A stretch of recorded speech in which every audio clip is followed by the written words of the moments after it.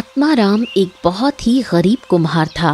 वो निराश होकर अपनी झोपड़ी के बाहर अपने बनाए हुए बर्तनों को देख रहा था कि तभी एक गांव का व्यक्ति वहां से गुजरता हुआ आ पहुंचा। अरे क्या हो गया भैया आत्माराम, इतने उदास होकर अपने ही बर्तनों को क्यों घूर रहे हो? क्या हो गया? अरे अब तुम्हें क्या बताएं भैया, इतनी मेहनत करता हूँ, इतने सुंदर बर्तन बनाता हूँ, लेकिन कोई खरीदने ही नहीं आता। मानो मेरी किस्मत ही मुझसे रूठ गई है। समझ नहीं आता क्या करूं। क्या करोगे भाई? इस वक्त गांव के सभी लोगों का धंधा बहुत मंदा चल रहा है। तुम्हें अपनी किस्मत दूसरे गांव में जाकर आजमानी चाहिए। भाई मैंने तो सुना है कि पड़ोस के गांव में मेला लगा है, वहां पर बड़े बड़े व्यापारी खरीदारी करने के लिए आते हैं। तुम अपने बर्तन वहां जाकर क्यों नहीं बेचते? इतना कहकर वो व्यक्ति वहां से चला गया। आत्माराम को उसका सुझाव पसंद आया और वो अपने घर के अंदर चला गया। उसकी पत्नी कौशल्या उदास बैठी हुई थी। घर पर अनाज खत्म होने के कगार पर है, केवल आज ही रोटी बन सकती है। क्या आपकी कुछ बिक्री हुई? क्या बताएं गौरी, पिछले कुछ दिनों से ग्राहक ही नहीं आ रहे, तो कहाँ से पैसा आएगा और कहाँ से अनाज। तो अब क्या होगा? क्या अब हमें भूखा रहकर ही अपना समय बिताना होगा? क्या हमारे भाग्य में अब 2 वक्त की रोटी भी नहीं है? अरे चिंता ना करो कौशल्या, कहा है कि दूसरे गांव में मेला लगा हुआ है। सुना है कि वहां बड़े बड़े व्यापारी भी आते हैं। मैं कल ही अपने बर्तनों को लेकर वहां जाकर बेचूंगा। हमको विश्वास है कि वहां पर अच्छी बिक्री हो जाएगी। आत्माराम ने रात को तैयारी की और अगले दिन अपने बर्तन लेकर निकल पड़ा। अगले दिन आत्माराम अपने बर्तनों को लेकर दूसरे गांव के मेले में पहुंचा, जहां बहुत सुंदर मेला लगा हुआ था। वो अपने बर्तन एक कोने में सजाकर बैठ गया और ग्राहकों का इंतजार करने लगा। कुछ देर बाद एक व्यापारी वहां आया और आत्माराम के बर्तनों को घूरते हुए रुक गया। क्या बात है, क्या बात है, ये बर्तन तो बड़े ही सुंदर बने हैं। क्यों भैया, क्या तुमने बनाए हैं क्या इन्हें? हाँ साहब, मैंने ही बनाए हैं। और देखो भाई, मेरा नाम धनी राम है और मैं प्रतापपुर का रहने वाला हूँ और मैं एक व्यापारी हूँ। अब यहाँ घूमने के लिए आया था। अब खरीदारी करते करते करते मेरा सारा धन खर्च हो चुका है। मैंने काफी कुछ खरीद लिया, लेकिन हाँ, तुम्हारे बर्तन आए हाय हाय हाय, अद्भुत अद्भुत, मुझे तो बड़े पसंद आए। देखो भाई, मैं इन्हें खरीदना चाहता हूँ, लेकिन मेरे पास धन नहीं बचा है। ये सुनकर आत्माराम के चेहरे पर उदासी छा गई। लेकिन हाँ, मेरे पास एक चीज है जिसके बदले में अगर तुम ये बर्तन मुझे दे सकते हो तो बताओ फिर। कौन सी वस्तु? व्यापारी ने एक छोटा सा डब्बा निकाला और आत्माराम के सामने रख दिया। ये देखो, ये लो। हैं? इस डिब्बे के अंदर क्या है मालिक? अरे वो तो मुझे भी नहीं पता। यूं समझ लो कि ये डिब्बा, मतलब ये डिब्बी, अब मुझे किसी ने दिया था और कहा था कि इसके अंदर जो भी है वो जादुई है। अब सोच लो, हो सकता है कि इसके अंदर बहुत कीमती चीज निकले या कोई जादुई वस्तु। लेकिन भाई जो भी हो, उसे बेचना मत।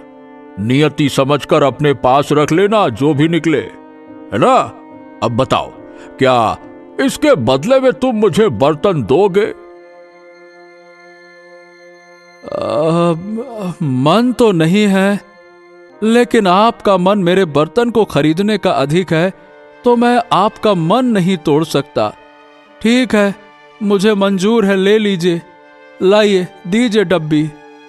आत्माराम ने डब्बा ले लिया और सारे बर्तन व्यापारी को दे दिए। फिर वो चुपचाप अपने घर लौट आया।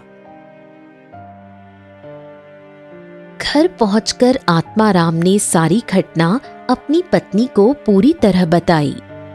वो व्यापारी तुम्हें मूर्ख बना गया और तुम कितनी आसानी से मूर्ख बन गए। पता नहीं इस डिब्बे में क्या है, तुमने खोलकर भी नहीं देखा। कौशल्या ने तुरंत डिब्बा हाथ में लिया और उसे खोल दिया। अंदर का दृश्य देखकर कौशल्या और आत्माराम दोनों की आंखें फटी की फटी रह गईं। वहां एक बहुत ही कीमती सुंदर सोने का अंडा रखा हुआ था जो रहस्यमयी सोने की किरणों से चमक रहा था। अरे बाप, ये तो सोने का अंडा है कौशल्या, देख तो। अगर इसे बाजार में बेच दोगे तो बहुत अच्छे दाम मिलेंगे। हो सकता है हमारी गरीबी दूर हो जाए।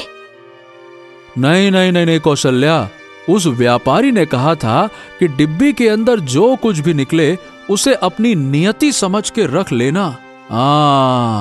मुझे लगता है कि इस सोने के अंडे का जरूर कोई बड़ा रहस्य है, हमें इसे बेचना नहीं चाहिए। ठीक है, लेकिन अगर इसका रहस्य अधिक समय तक पता नहीं चला तो मैं इस अंडे को बेच दूंगी। भला ऐसे जादुई अंडे को अपने पास रखने का क्या फायदा कि हमें भूखा सोना पड़े। इतना कहकर कौशल्या वहां से चली गई। आत्माराम ने सोने के अंडे को सावधानी से एक सुरक्षित स्थान पर रख दिया। फिर दोनों पति पत्नी सो गए। रात को अचानक एक धमाका हुआ जिससे आत्माराम की आंख खुल गई। वो आश्चर्य में पड़ गया और डरते हुए अपनी पत्नी कौशल्या को उठाने लगा। ए कौशल्या, ए कौशल्या, उठो। अरे उठो तो, उठो, देखो। कौशल्या उठकर बैठ गई और सामने का दृश्य देखकर डर गई। अंडे का आकार बहुत बड़ा हो चुका था। अगले ही पल अंडा फूट गया और एक नवजात शिशु कन्या की रोने की आवाज उनके कानों में गूंजने लगी। आत्माराम ने दौड़ते हुए अंडे से उस बच्ची को उठा लिया। अचानक अंडा अपने आप जुड़ गया और रंग बिरंगी किरणों से किसी और आकार में परिवर्तित हो गया। फिर सब कुछ सामान्य हो गया। ये कैसा चमत्कार है कौशल्या? हमारी शादी को 10 साल हो गए, लेकिन अभी तक हम संतान से वंचित थे। चलो कम से कम हमें इसी बहाने एक संतान की प्राप्ति तो हुई। तुम सही कहती हो। अगर इस अंडे को बेच देते तो शायद इस संतान से वंचित हो जाते। सही कहा तुमने। आत्माराम और कौशल्या के मन में उस नवजात कन्या के प्रति प्रेम जाग गया। हम इसे गौरी कहकर बुलाया करेंगे। अच्छा, तो तुमने इसका नाम भी रख दिया।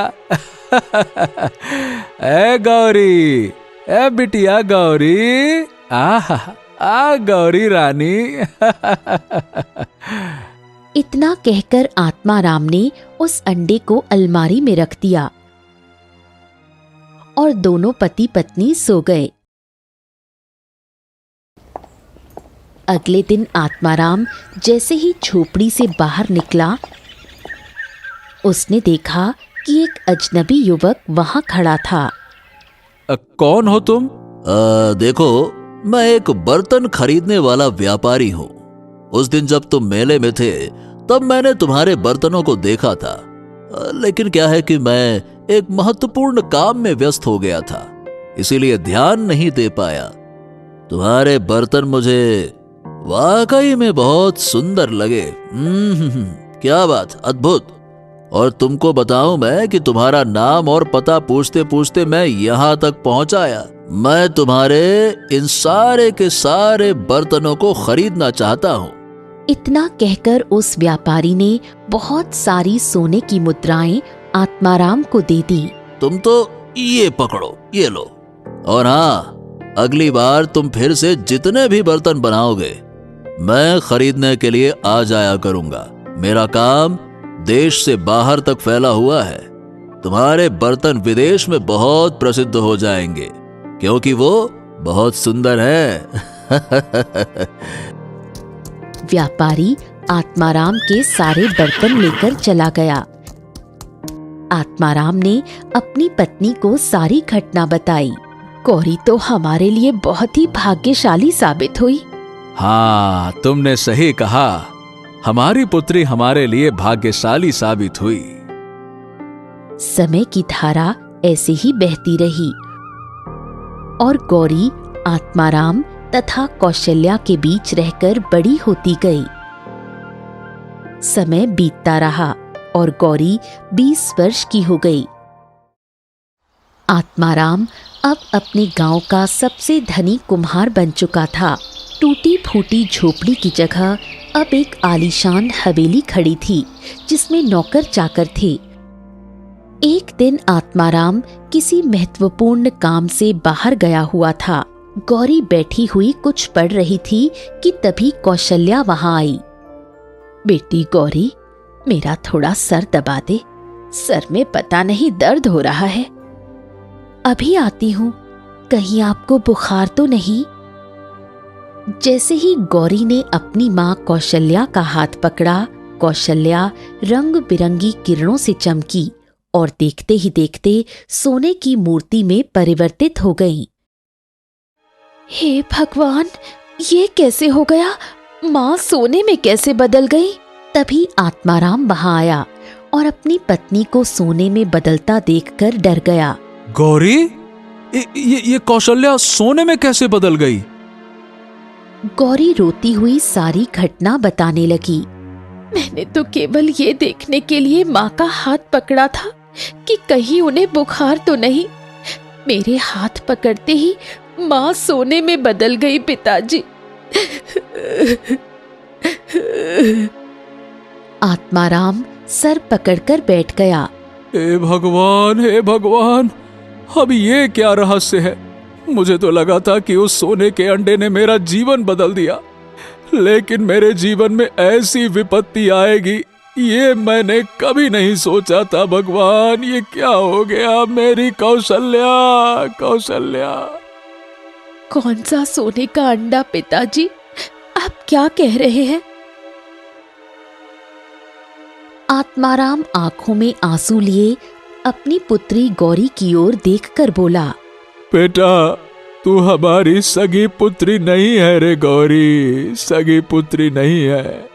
इतना कहकर आत्माराम ने पूरी घटना गौरी को बताई। उसने वो अंडा अलमारी से निकालकर गौरी के सामने रख दिया। तेरा जन्म इसी अंडे से हुआ था। इस अंडे का रहस्य है। इस अंडे का रहस्य हम खुद नहीं जानते।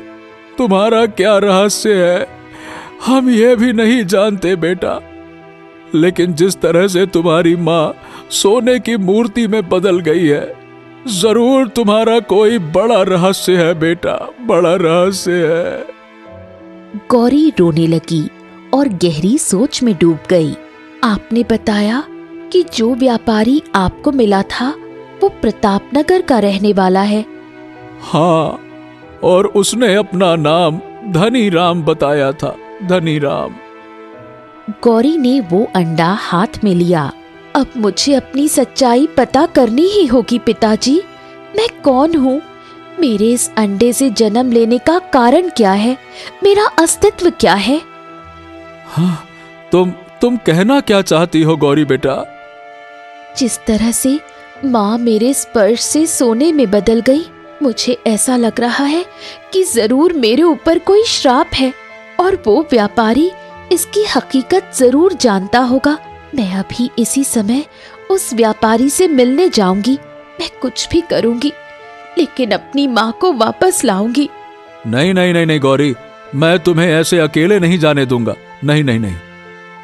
नहीं पिताजी, आप यही रहिए और माँ का ख्याल रखिए। माँ सोने में बदल गई है। अगर कोई गांव का व्यक्ति यहाँ आया तो सोने को देखकर उसके अंदर लालच आ जाएगा। आपकी पीठ पीछे माँ सुरक्षित नहीं रहेंगी। आप माँ की सुरक्षा कीजिए। उस व्यापारी से मिलने मैं अकेले जाऊंगी। इतना कहकर गौरी प्रतापनगर की ओर उस अंडे को लेकर रवाना हो गई। कुछ घंटों बाद गौरी प्रतापपुर की सीमा के अंदर प्रवेश कर गई। वो धनीराम का पता पूछते पूछते उसके घर तक पहुंची। धनीराम अब बूढ़ा हो चुका था। अरे कौन हो तुम बेटा? गौरी ने सारी घटना धनीराम को बताई और सोने का अंडा उसके सामने रख दिया। बताइए, इस अंडे का क्या रहस्य है? गौरी की बात सुनकर धनीराम चौंक गया। सच बताऊं तो इस अंडे का असली रहस्य मुझे भी नहीं मालूम है। लेकिन ये अंडा आपने पिताजी को दिया था। ये सत्य है। उस समय मेरे पास धन नहीं था और तुम्हारे पिताजी के बर्तन बड़े ही सुंदर थे। उन्हें खरीदना चाहता था मैं, और देने के लिए मेरे पास पैसे नहीं, बस यही था। सच बताऊं तो ये अंडा मुझे एक साधु ने दिया था बेटा। ये सुनकर गौरी चौंक गई। साधु ने दिया था? तो बताइए, वो साधु कहाँ रहते हैं? प्रताप नगर की सीमा से लगा हुआ एक भयानक जंगल है। उस जंगल में डर की वजह से लकड़हारे तक नहीं जाते। एक बार मैं यात्रा के दौरान उस जंगल से गुजर रहा था। रास्ते में मुझे साधु महाराज मिले। वो बहुत घबराए हुए थे। उन्होंने मुझे ये डिब्बा दिया और कहा था कि इसे मत खोलना। अगर तुम्हें कोई अच्छा मनुष्य मिले जिसके मन में कोई लालच ना हो तो ये डिब्बा उसे दे देना। तुम्हारे पिताजी मुझे बहुत अच्छे लगे, इसीलिए मैंने उन्हें ये दे दिया। हाँ, इससे अधिक मैं कुछ नहीं जानता, कुछ नहीं। गौरी गहरे विचार में पड़ गई। यानी कि साधु महाराज आपको प्रतापनगर से सटे हुए जंगल में मिले, तो अभी वो साधु वहीं होंगे। मैं वहां जाऊंगी। हैं? वहां मत जाओ बेटा, वहां बहुत खतरा है। तरह तरह की डरावनी अफवाहें हैं। मैं अपनी माँ को हमेशा के लिए सोने की मूर्ति के रूप में नहीं देखना चाहती, और मुझे अपनी असलियत भी जाननी है कि मैं कौन हूँ, मेरा अस्तित्व क्या है।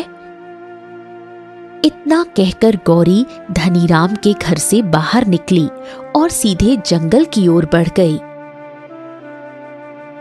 गौरी काफी देर तक जंगल में चलती रही। वो जंगल की गहराई में पहुंच गई। सूरज ढल चुका था। उसके पैरों ने जवाब दे दिया था। यहाँ तो मुझे वीराने और सन्नाटे के अलावा कुछ भी नजर नहीं आ रहा। आखिर उस साधु महाराज को कहाँ तलाश करूं? तो आखिरकार तुम आ ही गई। बरसों से मैं तुम्हारा इंतजार कर रहा था।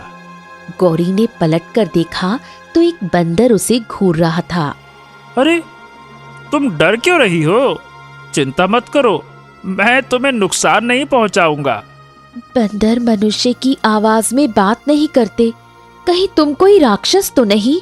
राक्षस होता ना तो अब तक तुम्हें मारकर खा गया होता। लेकिन हाँ, यहाँ पर एक राक्षस का जरूर राज है। ये सुनकर गौरी डर गई। डरो नहीं। क्या तुम मुझे जानते हो? हाँ हाँ, मैं जानता हूँ। तो फिर मेरे बारे में क्या जानते हो? ओहो, अब वो सब छोड़ो। तुम तो ये बताओ कि तुम यहाँ पर आई क्यों हो? गौरी ने सारी घटना बंदर को सुनाई। ओ, तो आखिरकार साधु महाराज ने जो कहा था वो सत्य हो ही गया। उनका विश्वास इतना सच्चा था कि तुम यहाँ एक दिन आओगी ही आओगी। तो तुम जानते हो कि वो साधु महाराज कहाँ है? जानता हूँ। चलो, मैं तुम्हें साधु महाराज के पास ले चलता हूँ। बंदर छलांगे लगाता हुआ आगे आगे चलने लगा और गौरी उसके पीछे। कुछ देर बाद वो घने जंगल में बनी हुई एक कुटिया में पहुंचा। अंदर एक साधु महाराज ध्यान में लीन थे। साधु महाराज, वो आ गई। आपका विश्वास सच्चा था। साधु ने आंखें खोली और गौरी की ओर मुस्कुराते हुए देखा। तुम्हारे हाथ में सोने का अंडा बता रहा है कि तुम इसी अंडे से जन्मी हो और तुम यहां इसलिए आई हो ताकि जान सको कि तुम श्रापित क्यों हो और सच्चाई क्या है और तुम कौन हो, ये जान सको, है ना? गौरी की आंखों से आंसू बहने लगे। उसने सारी घटना साधु को बताई। मैंने जैसे ही माँ को स्पर्श किया वो सोने की बन गई। मैं उनसे बहुत प्रेम करती हूँ। साधु मुस्कुराए। तुम्हारी सच्चाई बताने का समय आ गया है, परंतु इससे पहले तुम्हें एक विशेष कार्य करना होगा जो केवल तुम ही कर सकती हो। विशेष कार्य? लेकिन कौन सा कार्य? यहां से कुछ दूर एक गुफा है। उस गुफा के अंदर एक राक्षस का शासन है।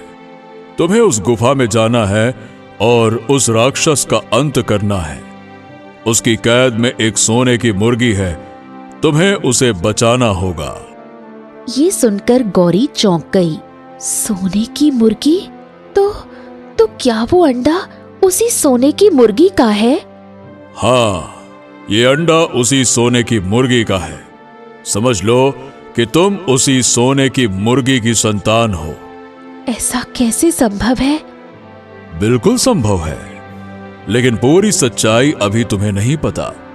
पहले राक्षस का अंत करो। लेकिन कैसे?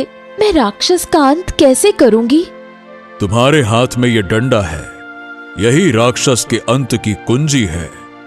राक्षस का सामना करना, उससे डरना नहीं, निडर होकर उसकी आंखों में देखना, उससे बात करना और फिर इस डंडे का चमत्कार तुम देखना। यह डंडा अपना काम पूरा कर देगा और फिर तुम उस सोने की मुर्गी को यहां ले आना। गौरी साधु द्वारा बताई गई गुफा की ओर चल पड़ी। कुछ देर बाद वो एक अंधेरी गुफा में खड़ी थी। वहां एक पिंजरा रखा था और उस पिंजरे में एक सोने की मुर्गी बंद थी। सोने की मुर्गी की आंखों से आंसू बह रहे थे। अगले ही पल काला धुआं फैलने लगा और वो धुआं एक राक्षस की आकृति में बदल गया।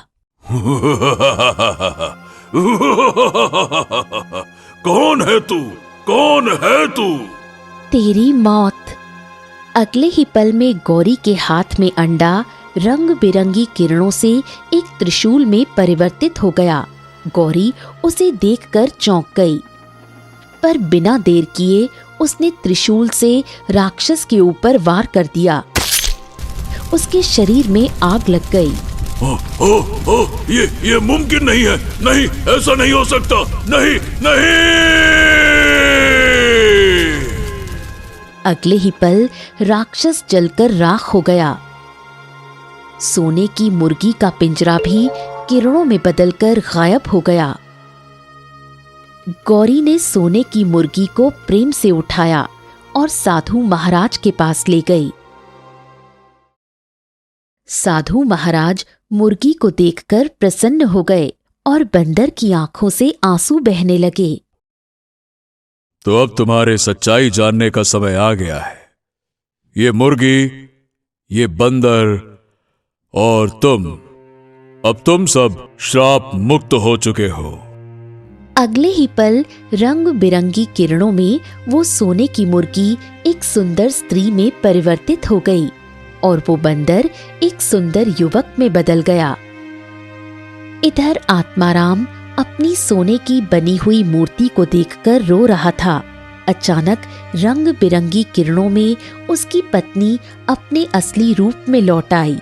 हाँ, अरे कौशल्या, तुम सही हो गई। लगता है गौरी अपनी सच्चाई तक पहुंच गई है। हे कौशल्या।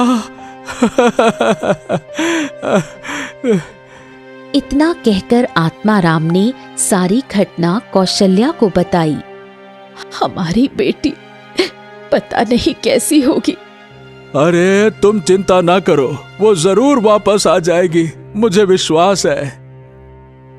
उधर गौरी उस बंदर से सुंदर युवक और सोने की मुर्गी से सुंदर युवती बनी आकृतियों को देखकर चौंक गई। ये क्या दृश्य है? गौरी, तुम इन्हीं दोनों की संतान हो। अपने असली रूप में आ जाओ। अगले ही पल वो सुंदर युवती रंग बिरंगी किरणों में बदलकर एक सुंदर परी में परिवर्तित हो गई। गौरी आश्चर्य से सब देखने लगी। तुम असल में एक परी की संतान हो। ये तुम्हारी माँ है और ये युवक तुम्हारा पिता। तुम सबको मैंने ही श्रापित किया था, तुम्हें बचाने के लिए और इस संसार को बचाने के लिए। मैं कुछ समझी नहीं। दरअसल ये घटना आज से 30 वर्ष पुरानी है।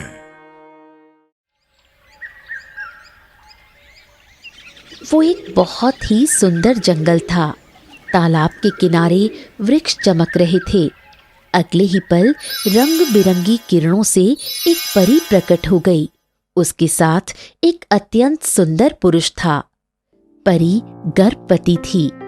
स्वामी, पृथ्वी का ये दृश्य मुझे बहुत सुंदर लगता है। हाँ, सुंदर तो है, पर तुम्हें पृथ्वी का भ्रमण करने के बारे में नहीं सोचना चाहिए था। अरे, तुम गर्भवती हो और तुम जानती हो कि तुम्हारे गर्भ से जन्म लेने वाले संतान बहुत शक्तिशाली होगी। राजगुरु ने बताया है कि उसी के हाथों एक राक्षस का अंत लिखा है। हाँ, मुझे पता है, पर तुम इतना डरते क्यों हो? तभी वहां एक साधु आ पहुंचा। मैं जानता हूं कि तुम दोनों परी लोक के वासी हो। तुम दोनों यहां से चले जाओ।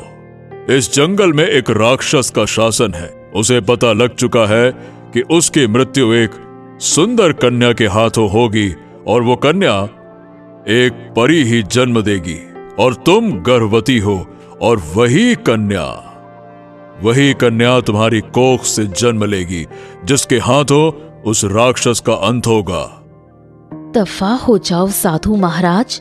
तुम्हें क्या लगता है कि वो राक्षस मेरा या मेरे पति का कोई नुकसान कर सकता है? उसने अपने अंत को टालने के लिए वर्षों की तपस्या की है। अगर वो आपके सामने आ गया तो आप उसका मुकाबला नहीं कर पाएंगी। लेकिन परी घमंड में चूर थी। अगले ही पल काला धुआं फैलने लगा। वो धुआं राक्षस के रूप में बदल गया। तो तू ही है वो परी जो कुछ समय बाद एक सुंदर कन्या को जन्म देगी और वही कन्या मेरी मृत्यु का कारण बनेगी। तुझे लगता है मेरी संतान तुझे मारेगी? तुझे तो मैं ही मार सकती हूँ। परी ने अपनी छड़ी आगे की ही थी कि राक्षस की आंखों से निकली रंग बिरंगी किरणें उस पुरुष से टकराईं। वो पुरुष उछलकर एक पेड़ से टकराया और घायल होकर गिर पड़ा। क्या लगा था तुझे कि मैं कोई ऐरा गैरा साधारण सा राक्षस हूँ? साधु ये दृश्य देखकर सोच में पड़ गया। ओहो हो, अब क्या करूं? अगर इस राक्षस ने परी को मार दिया तो वो तो अमर हो जाएगा और इसका अंत तो उसकी पुत्री के हाथों ही लिखा है। राक्षस शक्तिशाली होते हैं पर उनकी बुद्धि मनुष्यों जैसी नहीं होती। नहीं, मुझे कुछ करना ही होगा। साधु मंत्र पढ़ने लगा। अगले ही पल वो सुंदर परी एक मुर्गी में परिवर्तित हो गई। उधर दूसरी ओर उसका घायल पति एक बंदर में बदल गया। तुमने मेरा घोर अपमान किया है, इसीलिए मैंने तुम दोनों को श्रापित कर दिया। अब तुम सारा जीवन मुर्गी और बंदर के रूप में ही इस जंगल में अपना जीवन व्यतीत करोगे। तभी मुर्गी एक सोने का अंडा दे गई।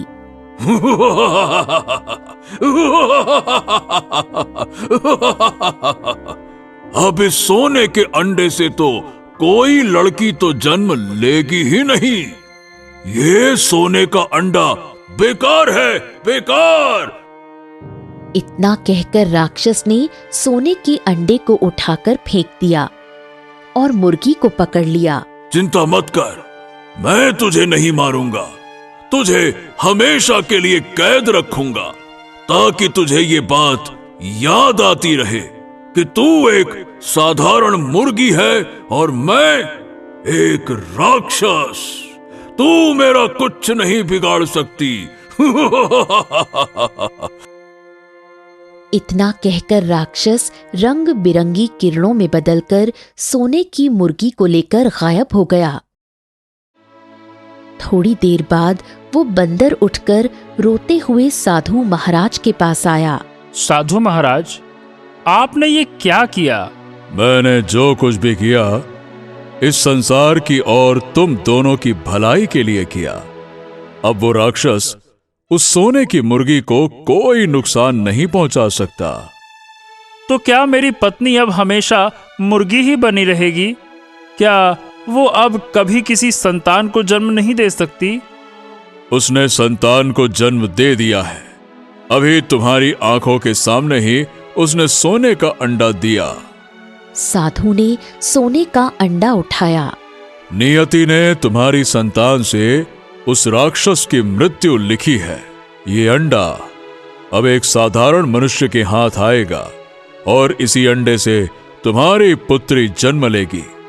लेकिन याद रखना, जब मैंने तुम्हें और तुम्हारी पत्नी को श्रापित किया था, तब तुम्हारी कन्या तुम्हारे पत्नी के गर्भ में थी, इसीलिए वो भी श्रापित हो गई और 20 वर्ष के बाद उसे श्राप होने का पता चलेगा और वो अपनी सच्चाई पता करने के लिए इन जंगलों में जरूर आएगी इसी अंडे को लेकर। यही अंडा उसका अस्त्र बनेगा और वो अस्त्र उस राक्षस का अंत करेगा। और जब राक्षस का अंत हो जाएगा, तब तुम्हारी पत्नी और तुम्हारी पुत्री तीनों श्राप से मुक्त हो जाओगे। साधु की बात सुनकर गौरी की आंखों में आंसू आ गए। आप मेरी माँ है। परी मुस्कुराई। चलो बेटी, अब हमारी दुनिया में चलो। नहीं माँ, मेरी दुनिया तो अब यही है। मैं जानती हूँ आपने मुझे जन्म दिया, लेकिन मेरी एक दूसरी माँ भी है जिसने मुझे पाल पोसकर बड़ा किया है। और आप जानती हैं, जन्म देने वाले से ज्यादा बड़ा पालने वाला होता है। परी की आंखें नम हो गईं। वो मुस्कुराई। ठीक है बेटी, लेकिन मैं और तुम्हारे पिता समय समय पर तुमसे मिलने आते रहेंगे और तुम्हें अपनी दुनिया में भी ले जाएंगे। तुम्हारी मर्जी है, चाहे इस दुनिया में रहो या हमारी दुनिया में, दोनों दुनिया तुम्हारी हैं। इतना कहकर परी और सुंदर पुरुष रंग बिरंगी किरणों में बदलकर गायब हो गए। गौरी अपने घर वापस आई और सारी घटना अपनी माँ और पिता को बताई। दोनों बेहद खुश हुए। हमारी बिटिया गौरी है, गौरी, हमारी गौरी। मेरी बेटी, तूने हम सबको नया जीवन दे दिया। घर में खुशी की लहर दौड़ गई। सोने का अंडा केवल एक दैवीय वस्तु नहीं था, ये एक नए जीवन, साहस, त्याग और नियति का प्रतीक था।